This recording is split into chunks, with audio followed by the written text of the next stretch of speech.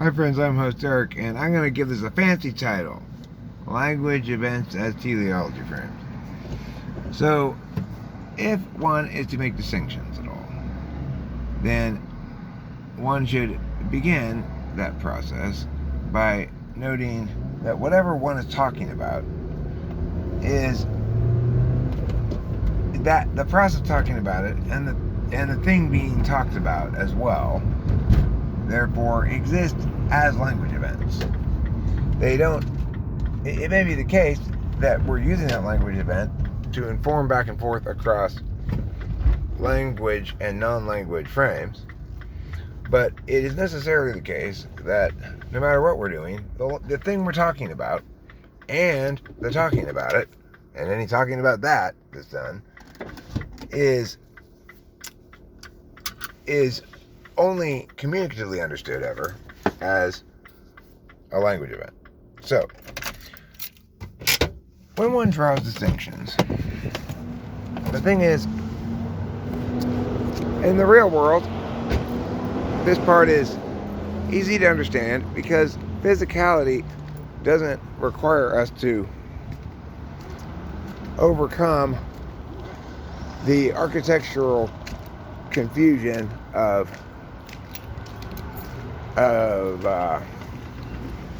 non-physical realities. So, fuck, this is hard.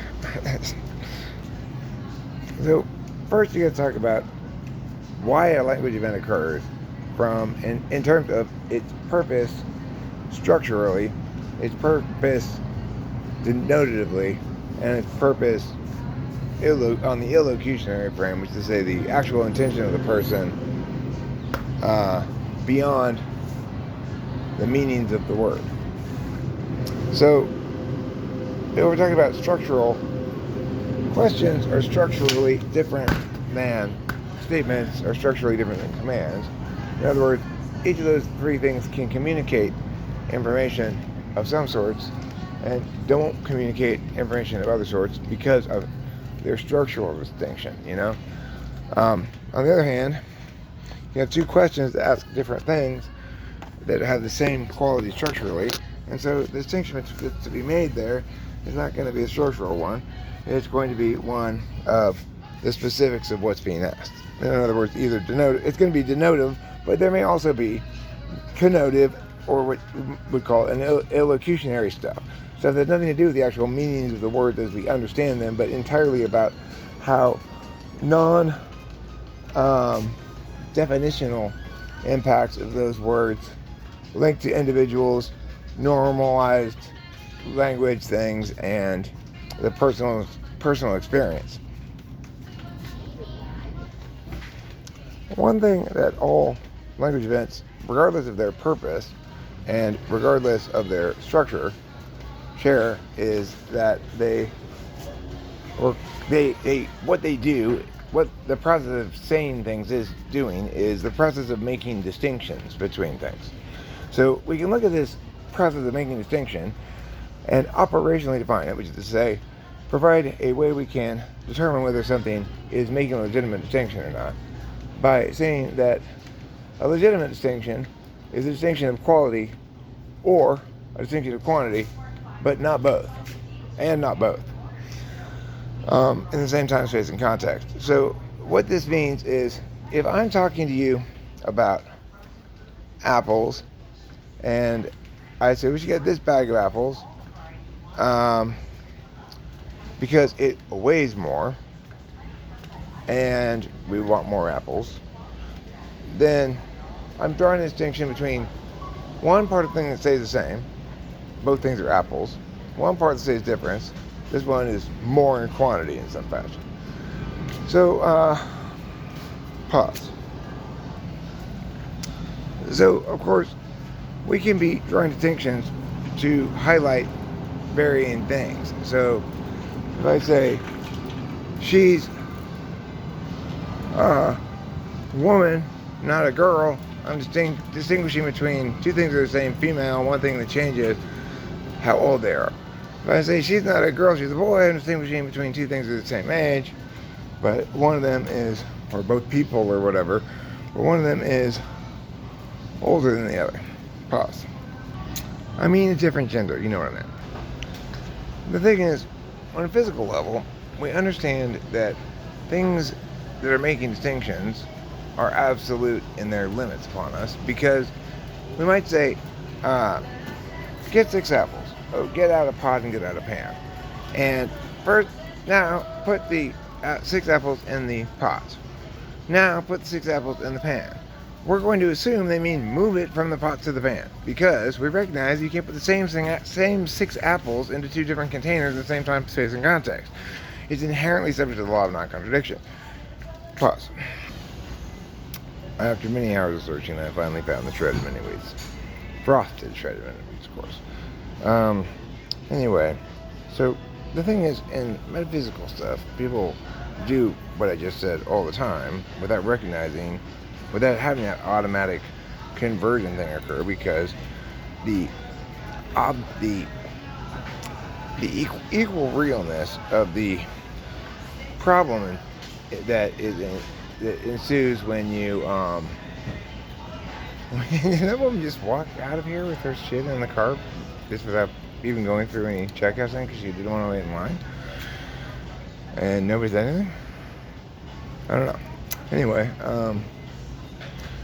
so when somebody's talking about a species, for example, the reason we have trouble with these evolution discussions is because what people are doing is they're saying the species is the part that doesn't change, and the individuals are instances of the part of a thing that doesn't change.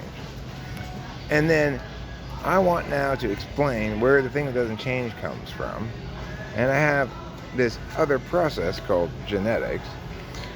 And so I want to say, well, because genetics are responsible for variability within the thing that doesn't change, therefore they're responsible for the thing that doesn't change changing. Of course, if the thing that doesn't change changes on its frame level like that, then it's not the same thing you're talking about here, and you've not made a meaningful distinction.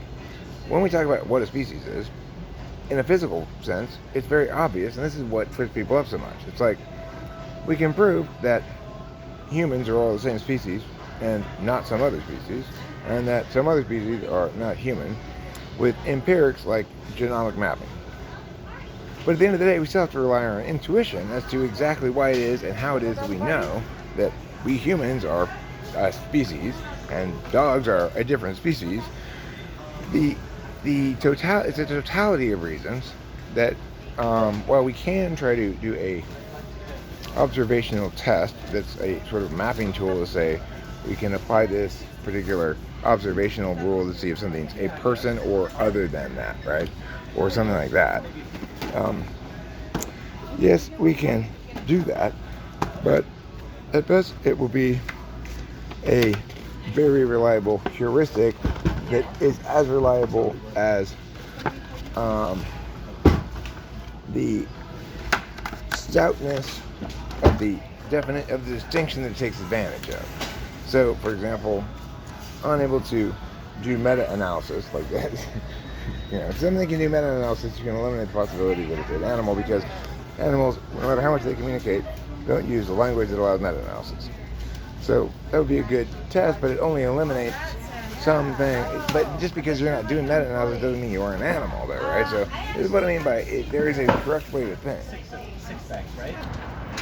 And beautifully, the thing is, the same reason why we don't want to allow ourselves to think that a recipe that uses the same ingredient in 2 different parts of the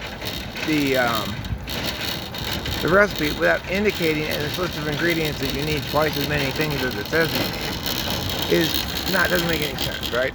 That we can agree that if a recipe requires of you to violate the law of non-contradiction, it's inadequate as a recipe. The thing is, all language events are recipes in some sense. So this is an explanation. It's an explanation intended to clarify that we can evaluate language events and determine whether or not and under which frames they ought to be affirmed.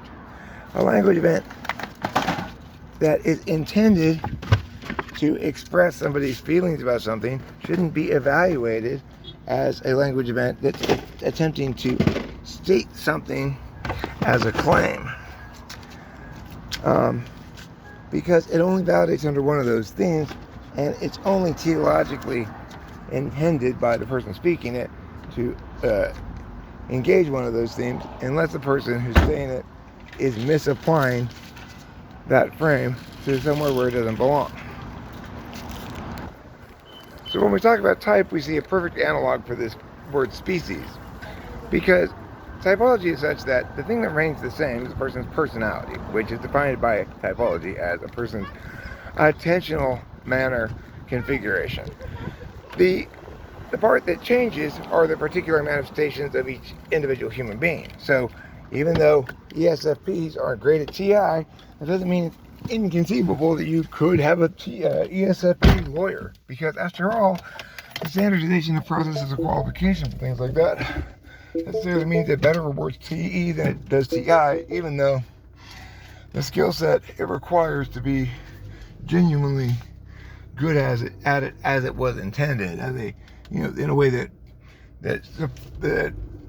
reinforces the justice-making processes of the process, rather than ways in which they reinforce the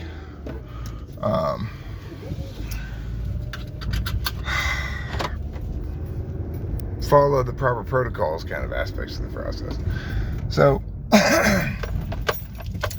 when people type people, though, they always want to go backwards. They want to say, when they talk about typology, even they say, well, but ESFPs aren't but they're not talking about something that's an intentional thing.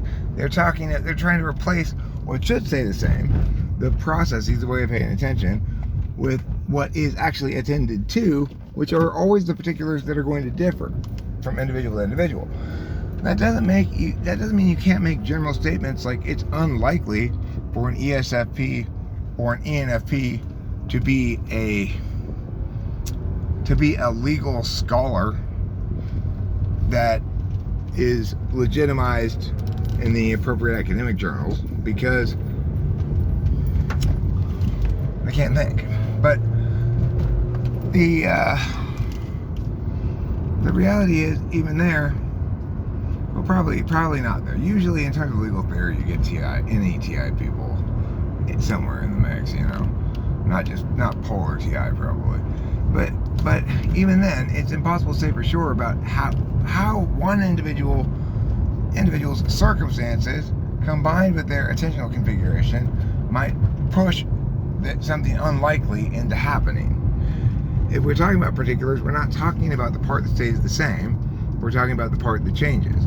So when we're describing people's types, we should be describing how their attention necessarily engages the world, not how that engagement with the world via attention is likely to manifest as static particulars like be this job, do whatever kind of shit. The end.